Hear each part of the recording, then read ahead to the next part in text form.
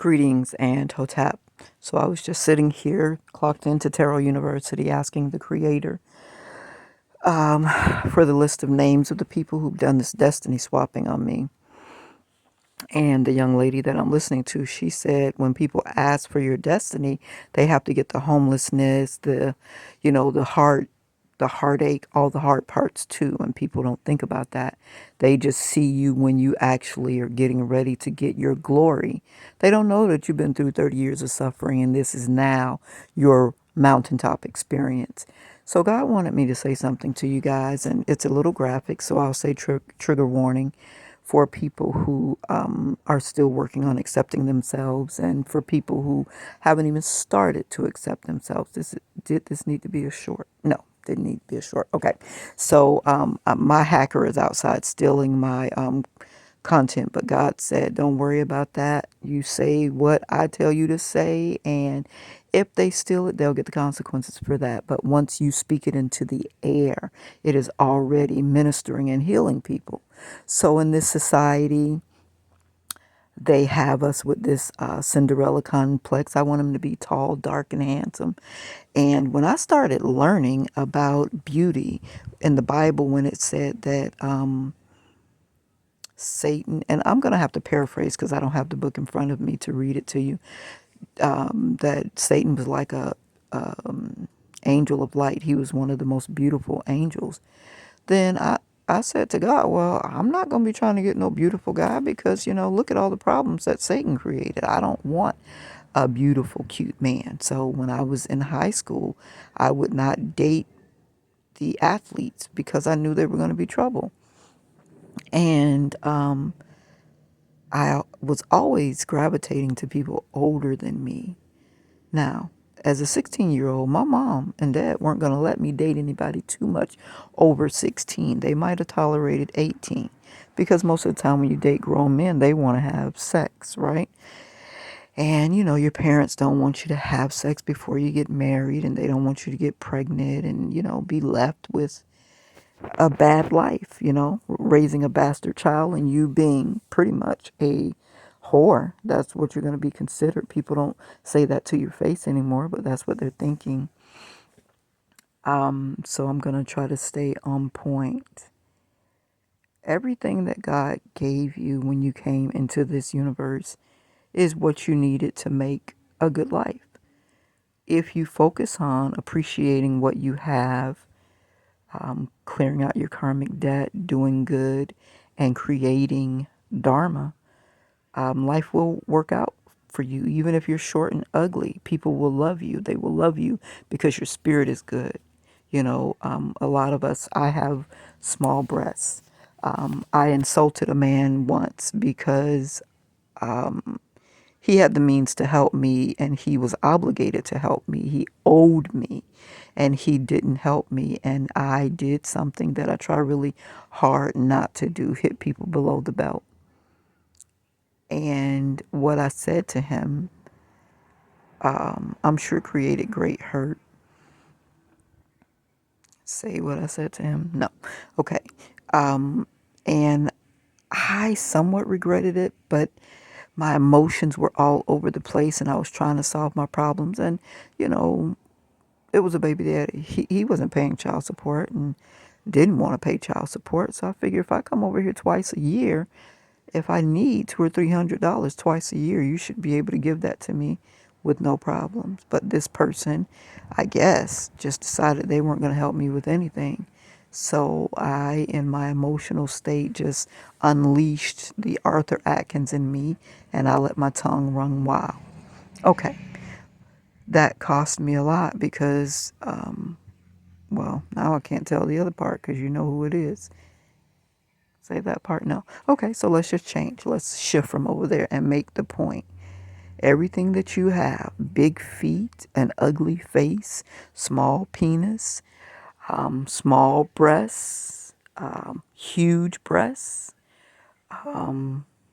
flat butt, large butt, everything that you have is a part of what's going to make you great. But you have to run your curriculum. God tells us what we're supposed to be doing. So if we don't do what we're supposed to do, then we get into this desiring other people's lives. And you can only see a certain part of a person's life. When you're cheating on another person with another person, of course the person you're cheating with seems great. But if you go over there and live at their house every day, 24/7, I guarantee you they won't seem as great as they did when you were sneaking over to their house to cheat on your steady person.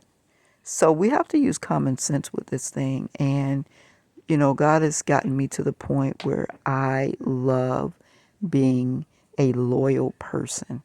And I know the devil is going to come and try to test that, because that's how the devil does. And people who are weak spirited, they do that. Oh yeah, she say that. Well, I'ma see. They came in my dreams, and you know, I have money, but my money is being blocked and hoarded and, lusted after by my family and these fake friends and, baby daddies and cousins and, how they do. When you win the lottery, hi everybody who ain't seen you in 10 years, ain't care about you, talk shit about you now, all of a sudden you're the greatest. They want to be attached to you. And it's because of the money. They still don't care about you. Now, in the dream, I was hungry, thirsty, dirty, and I was standing at the counter and I saw money on the ground and I picked it up and there was no name. It was a rubber band on it and it was just one little like wad. And then more wads started falling out. But I picked up the first wad and I believe I was going to keep that. And I was already spending it in the dream in my mind. But when the other wads start falling out, a ledger fell out, which means now you see where this money is coming from. So thanks be to God, he gave me the integrity to push the money back up in there and make sure that they got their money back. So they are trying to test my integrity even in the dream state. And that was the second test that I passed. At the laundromat, this lady came, and it's a whole long story, so I'm going to just tell you the part about the money. She handed me a $20 bill and she said, "You two share it." Now, the man that she told me to share it with was a stranger. I met him at the laundromat, running my mouth. It was raining really hard, and homeless people, they come and sit at the laundromat. People, I guess, who are lonely, they come and sit at the laundromat and just talk to people to be in people's company or maybe to get some fresh air. And I didn't know him, so I think she thought we were together. And I'm like, share with who? I'm thinking about my two girls, and we're going to go and get some, toaster strudels and some brown and serve sausage and a dozen eggs with this other $10. I'm not giving him nothing. And then God said, now see, you're the same way. Your family feels like you do not deserve your inheritance because they feel like you didn't work hard enough or whatever. Working for God is hard work, but if you don't clock into a job every day, people who are 3D minded feel like you don't work. But God told me when I was leaving the University of South Florida, coordinator of the parent involvement the parent involvement service area for University Head Start. And I wanted to come home and be a homekeeper like Earlene Rippey and Elizabeth Elliott. I was praying so hard to just save young black boys at that time. And I said, God, is prayer work? And God said, yes, prayer is work. Somebody's got to, balance this thing out. Evil is getting out of hand. And as Christians, we have to help balance the universe by being a force to reckon with evil. I said, will you pay me? He said, yes. I said, okay. So the paychecks that I was no longer getting in the system, God said he's going to pay me. And he's going to pay me for what financial growth I would have had if I would have stayed in the system. I would have opened up my resource center and I would have opened up my school, and that would have brought in great income for me. I would have been able to go around the country training and teaching, and that income was still going to come to me. So I said, okay, I know I don't know how you're going to do it, but I know if you can toss a sun up in the sky and it stays, a moon up in the sky and it stays, and planets, and separate day from night and land from sea, I know you can pay me some cash. So I went on about my business and I worked really hard to try to obey God, right? So what I'm trying to say to you is, if we do what the Creator God tells us to do, short, fat, ugly, one tooth, my dental got messed up after I gave birth to my twins. Now I was holding on to a lot of baby. I have the bloodline of the Nephilims, and I believe the baby daddy have the bloodline of the Nephilims. He's 6'4" and stout, not 6'4" and skinny. I ended up having a baby boy, 6 pounds, 7 ounces, 21 inches long. His twin sister was 4 pounds, 7 ounces, 19 inches long. And they forced me to have a C-section. I didn't need a C-section. They forced me to have a C-section. And then when I was talking shit, I'm going to sue you all and all of that, they decided to cover their ASS. I believe that was their motive. They decided to call in for a psych eval because I was refusing to let them cut me. I was going to push my babies out and have lotus birth, which means to leave the placenta attached, not clamp the cord so that the baby gets all of their blood and the oxygen that travels through the blood. So I didn't want to be a victim of early cord clamping. Dr. Louis Paleo agreed not to clamp the cords for the first 20 minutes. Dr. Pettigrew was in there, and they lied. They only told me that lie to get me to sign the papers, and after I signed the papers, they did what they wanted to do. And I'm sure they got some more lies. Oh, created a medical emergency. They had to do this, la, la, la, la, la. You know how they do when they feel like they are superior to you because they have 12, 20, 30 years of medical experience. Everybody can learn from everybody.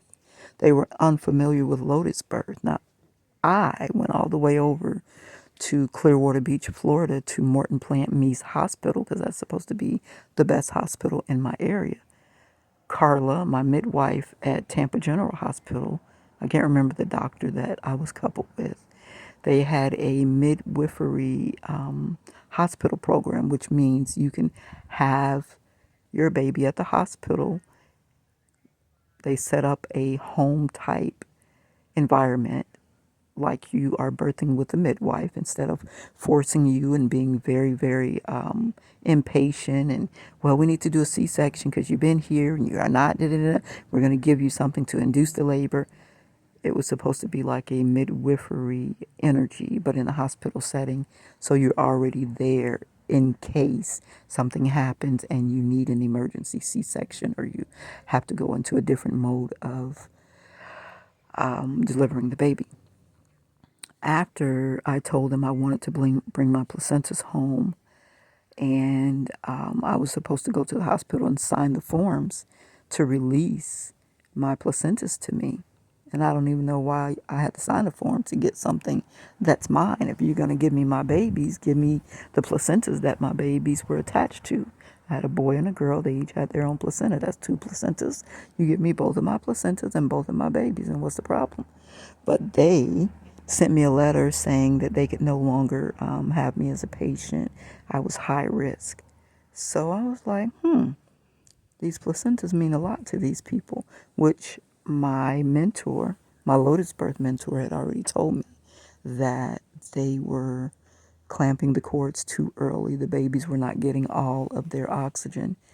Back in the day, they used to wait until the baby cried, pat the baby on the butt, to get that blood moving and to get that response from the baby. So now they've abandoned that because they are, I am alleging, stealing the blood and using it to harvest it and do the stem cell replacement with people who have diseases like, I keep thinking Michael J. Fox. What did he have? It was some kind of debilitating dementia. Hodgkin's lymphoma. That's not what Michael J. Fox had. Multi, uh, mus, muscular sclerosis, those type diseases. The stem cell therapy was working well with those diseases for people, and they charge these people millions of dollars to do this. Now, they were trying to create these stem cells in petri dishes. It wasn't working well. As quiet as it's kept, much of the material from aborted babies they use for stem cell therapy. And they've been stealing blood from babies with the early cord clamping. Clamp that cord as soon as possible. Do not allow that transfusion of blood to take place that is natural to give that baby a full tank of their own blood and the oxygen that travels in the blood, along with a lot of other great things that travel in the blood. This transfusion of blood takes place during the birthing process. The umbilical cord is pulsating with that blood. When the baby is in the womb, when the neonate is in the womb, it only has about 40% of its blood volume. The other 40 to 60% is in the placenta. During birth, the umbilical cord pulsates and that blood travels from the placenta into the neonate, which now pushes out of the uterus and becomes an infant into the world. Okay, so if you clamp the cord or you jerk that cord or you squeeze that cord while you're in the mother's womb, that will interfere with that transfusion, and that blood goes back to the placenta, and that's more blood for them to use for stem cell therapy.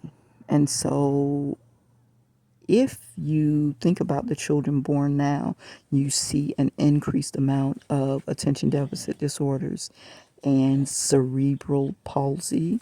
There's some other palsies and other neurological problems that children are having.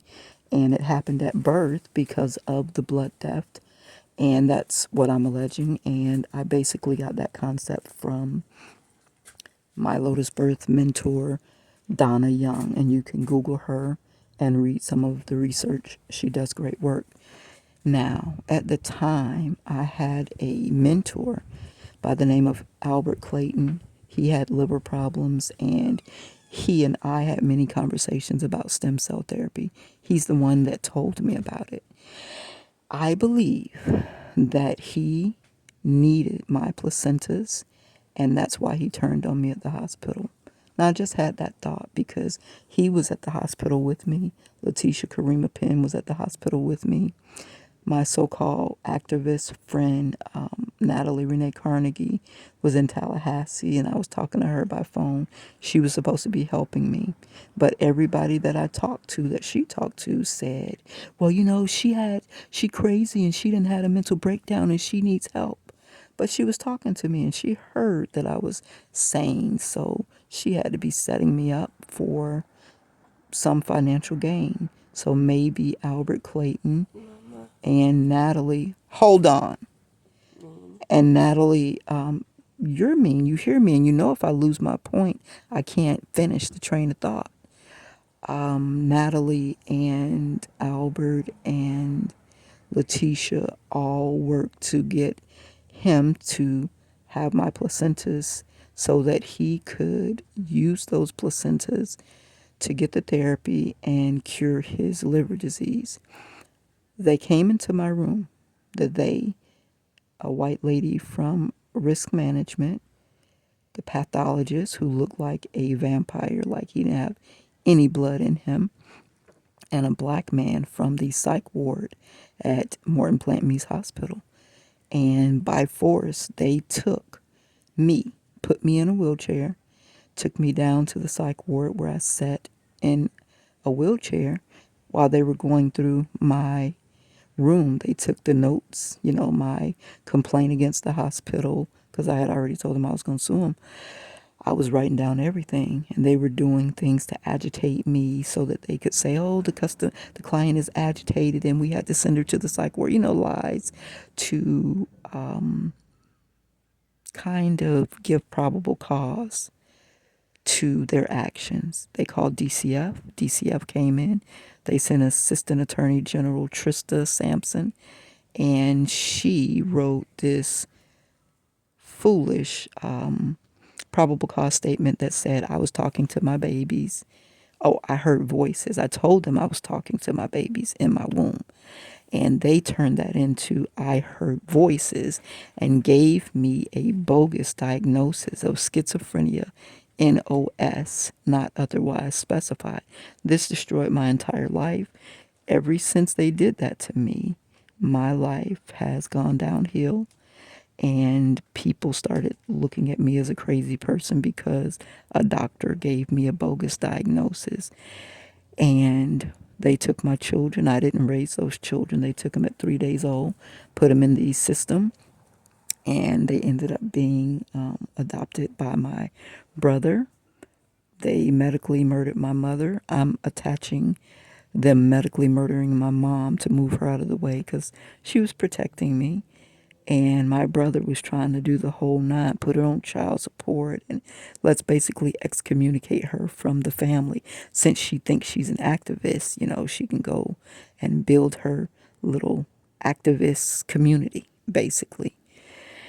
And they physically took my placentas, and I never saw them again. Never got a chance to do the naming ceremony, never got a chance to bury them and put a tree over the top of them. Now, I'm Rh negative, so my blood is rare. So my placentas were worth millions of dollars. And that's very unfair what they did to me. It's very unfair what happened to my children. And I really do want to sue those people. I'm not crying, so I'm growing. I did lose my train of thought. So I'll just wrap it up by saying what I meant from the beginning, which is you have everything you need to build a great life and a great destiny for yourself.